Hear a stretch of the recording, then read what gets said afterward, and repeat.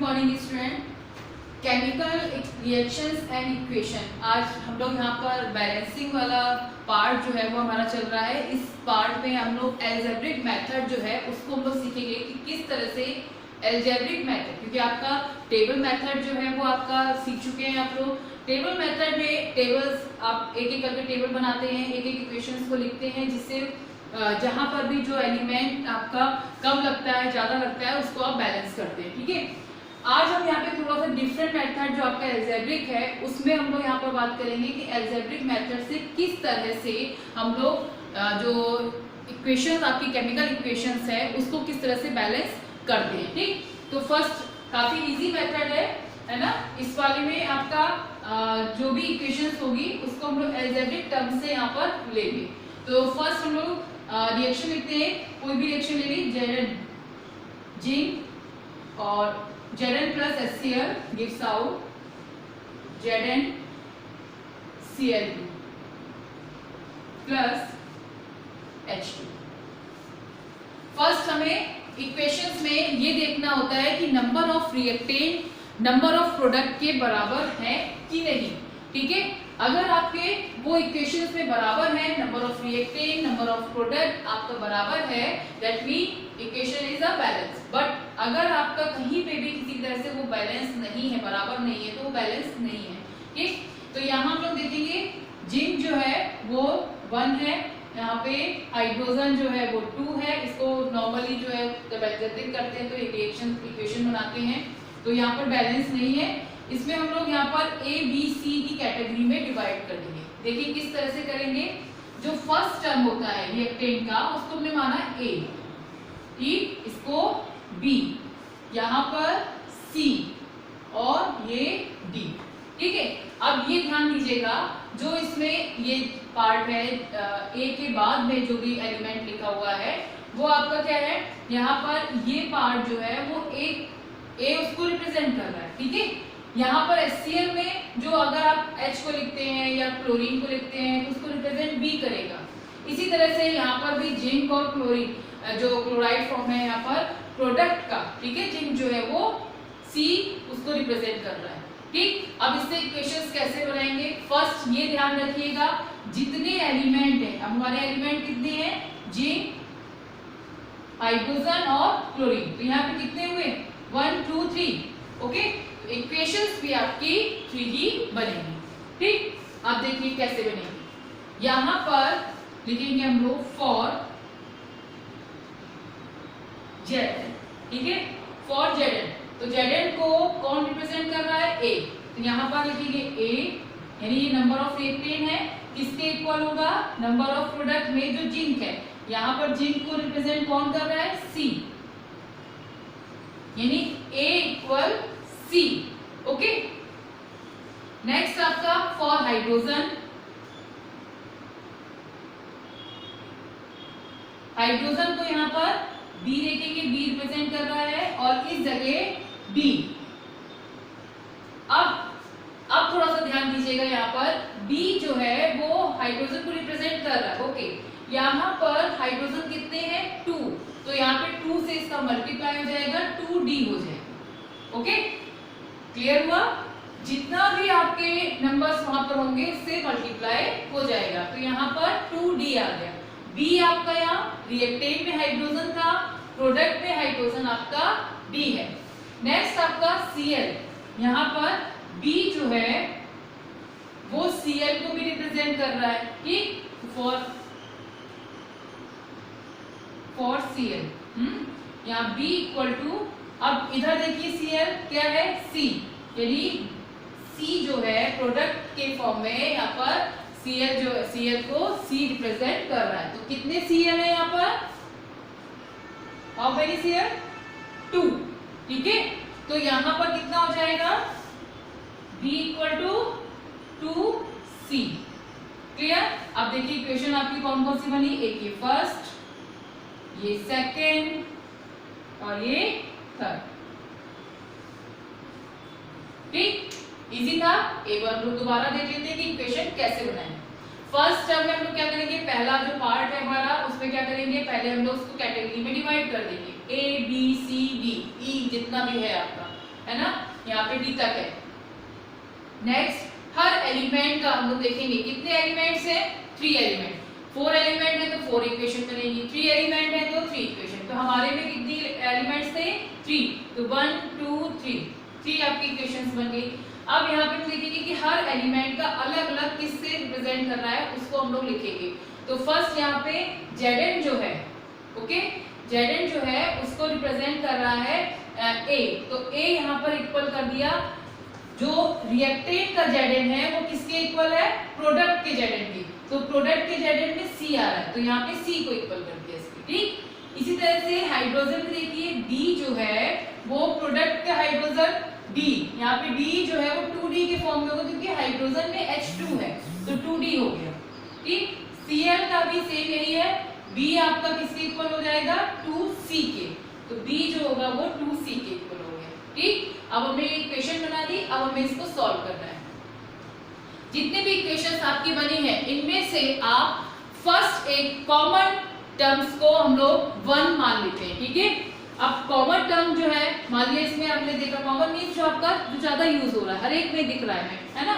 तो यहाँ पर क्या देगा, देखिए A equal to C, B equal to C, B equal to 2C, B equal to 2C और B इक्वल टू 2D, ठीक। तो यहाँ पे C जो है वो दोनों में हमें दिख रहा है, 2 में दिख रहा है, 3 में से 2 में C दिख रहा है।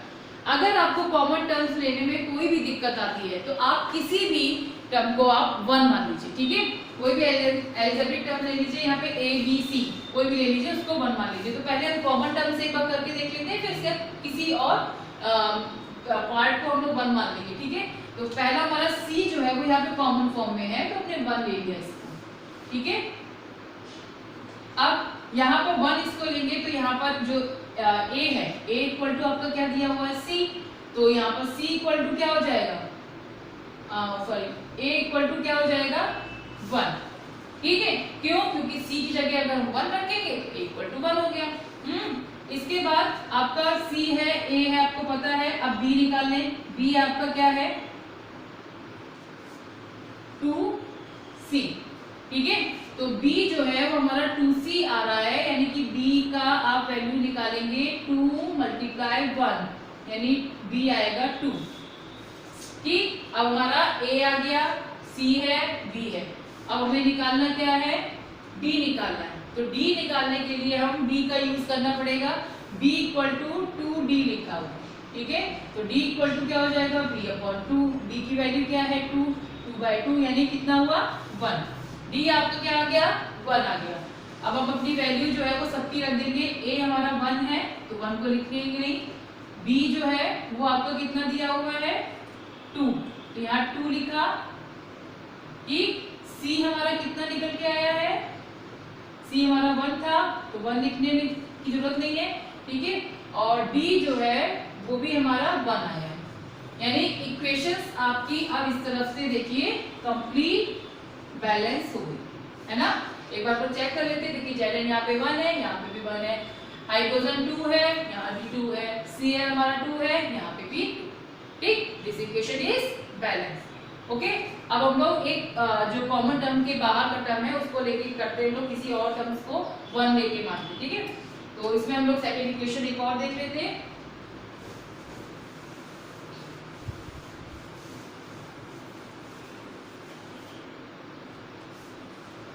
हेबा मेथड का ले लेते हैं हम लोग, N2 + H2 gives out NH3, ठीक है। N2 + H2 gives out NH3। Nitrogen और हाइड्रोजन को जब हम कंबाइन करते हैं तो अमोनिया गैस जो होती है वो मिलती है। इस मेथड को हेबर मेथड कहते हैं, ठीक है। आगे आप लोग इसको पढ़ेंगे। यहाँ पर वही टर्म्स हम लोग यूज करेंगे। पहला स्टेप हमारा क्या था, A B C, ठीक, A B C। अब A B C में यहाँ पर A वाला पार्ट जो है यानी नाइट्रोजन हम लोग देखेंगे, फॉर नाइट्रोजन लिखते हैं, फॉर नाइट्रोजन। 2 ही है हम लोग के पास एटम है यहाँ पर एलिमेंट, तो हमारी जो इक्वेशंस बनेगी वो केवल 2 ही बनेगी। तो फॉर नाइट्रोजन 2A, 2A क्यों हुआ 2A, ठीक है। 2A इक्वल टू C, यहाँ पर नाइट्रोजन कितना है, केवल एक ही है, तो केवल C हो जाएगा। यहाँ पे देखेंगे हम लोग हाइड्रोजन 2B, ये कितना हुआ 3C के, ठीक। 2A equal to C, 2B equal to 3C, 3 है हाइड्रोजन, यहाँ पे 3C हो जाएगा। ये आपका है फॉर हाइड्रोजन, ठीक। यानी हमारी फर्स्ट इक्वेशन और सेकंड इक्वेशन बन गई। अब फिलहाल हमें कॉमन दिखाई दे रहा है कि C दोनों में कॉमन है, ठीक है। लेकिन इस बार हम लोग क्या करेंगे, बिना उसके कॉमन वाले के करते हैं, एक बार देख लेते हैं, है ना। यहाँ हमने A को मान लिया 1, तो जब A को हम 1 मानेंगे, A इक्वल टू 1, A 1 माना तो क्या हुआ 2 मल्टीप्लाई A, ये C, यानी कि C इक्वल टू 2 आ गया, ठीक है। तो B आपका C से निकाल लेंगे आप, C equal to 2B, 3C equal to, है ना। तो यहाँ पे 3 2/2, ये B हो जाएगा और ये आ जाएगा 3। A आपका 1, C आपका 2 और 3 आपका B। वैल्यू रख दें, A की जगह हमने रखा 1, तो 1 रखेंगे नहीं, B की जगह आप रखिएगा इसको 3 और C की जगह 2, ठीक। This equation is balance. Check कर लो एक बार हम लोग, नाइट्रोजन 2 है, यहाँ भी नाइट्रोजन 2 है, हाइड्रोजन 6 है, और यहाँ पे देखिए 2 into 3, यानी कि हाइड्रोजन जो है प्रोडक्ट और उसमें रिएक्टेंट में इक्वल फॉर्म में है, जो कि किसके बराबर है, जो आपका 6 के बराबर है, ठीक है। नेक्स्ट इक्वेशन लेंगे हम लोग जिंक कार्बोनेट की, ठीक है। जिंक कार्बोनेट का पहले तो आपको फॉर्मूला पता होना चाहिए कि फॉर्मूला क्या होता है। तो जिंक कार्बोनेट, जिंक का जो सिंबल है उसको हम लोग Zn से शो करते हैं, और आपका कार्बोनेट जो है वो CO3 से शो होता है, ठीक। तो Zn और कार्बोनेट दोनों की वैलेंसी कौन से वैलेंट फॉर्म में, डाइवैलेंट फॉर्म में है, यानी इसकी भी आपका 2 और 2 रहता है, ठीक है। तो दोनों के फॉर्मूले जो उसमें निकल के आएगा वो ZnCO3 रहेगा, ठीक है। तो इसको हम लोग यहाँ पर देखेंगे, ये इसमें ब्रेक होगा, ये आपका Zn ऑक्साइड यानी कि जिंक ऑक्साइड और CO2, zinc carbonate gives out ZnO plus CO2, A B C, ठीक है। फॉर Zn पहला स्टेप हमारा फॉर Zn, यहाँ पर A रिप्रेजेंट कर रहा है तो A इक्वल टू यहाँ पर B, ठीक है। फिर फॉर कार्बन, यहाँ पर A को किसके कर दिया, C के, ठीक। अब यहाँ पर ऑक्सीजन के लिए अगर हम लेते हैं फॉर ऑक्सीजन, यहाँ पर 3A जो होगा वो इधर ध्यान दीजिएगा, यहाँ प्लस लगा हुआ है बीच में, तो ये क्या हो जाएगा भाई, एक तो यहाँ पर B रिप्रेजेंट कर रहा है और एक C भी कर रहा है, तो दोनों में यहाँ पर लिखेंगे B प्लस C, देखिए क्या है 2C। इसको थोड़ा सा ध्यान से देखिएगा, जब एडिशन फॉर्म में होगा ऑक्सीजन हाइड्रोजन अक्सर इस तरह से होते हैं, हाइड्राइड और ऑक्साइड बनाते हैं, तो वहां पे एडिशन फॉर्म में रहता है। तो यहाँ पे क्या लिखेंगे, O इधर इसमें यहाँ पे B इसको रिप्रेजेंट कर रहा है, इधर क्या कर रहा है C कर रहा है, तो दोनों ही लिखेंगे B प्लस 2C हो जाएगा, ठीक है। तो ये आपका निकल के आ गया। तो फर्स्ट इक्वेशन आपकी है, सेकेंड इक्वेशन और थर्ड इक्वेशन। ए हमें कॉमन दिख रहा है सब में, ठीक है। ए को क्या कर लिया हमने 1 ले लिया, ठीक। ए अगर आपका 1 है तो सेकेंड इक्वेशन के अकॉर्डिंग और फर्स्ट इक्वेशन के अकॉर्डिंग क्या हो जाएगा भाई, बी जो है वो भी 1 हो जाएगा, है ना, और सी जो है वो भी 1 हो जाएगा। 3 एटम है आपके यहाँ पर, तो इक्वेशन हमारी 3 बनने वाली थी, ए बी सी, बी है ही नहीं यहाँ पर, तो हम देखेंगे यहाँ पर तीनों में आपका 1 1 आ रहा है, यानी अगर हम 1 1 रखते हैं इक्वेशन यहाँ पर पहले से ही बैलेंस थी, ठीक है। इक्वेशन में हमें ये थोड़ा सा कंफ्यूजन के लिए क्रिएट वहाँ पे पूछते हैं, बैलेंस इक्वेशन दे देंगे, अब आपको प्रूफ करना है वहाँ पे कि बैलेंस है कि नहीं है, तो आप उसको इस तरह से शो करके दिखा दीजिए। तो इक्वेशन पहले से बैलेंस है, ठीक है, तो हमने यहाँ पर दिखाया कि वहाँ पे इक्वेशन इज बैलेंस। ठीक, नेक्स्ट इक्वेशन हम लोग लेंगे यहाँ पर कैल्शियम हाइड्रोक्साइड। ठीक है, कैल्शियम हाइड्रोक्साइड जो है उसको हम लोग किस तरह से बनाएंगे, कैल्शियम ऑक्साइड आप ले लीजिए, उसको वाटर के साथ में रिएक्ट कराएंगे और कैल्शियम हाइड्रोक्साइड का फॉर्मेशन होगा।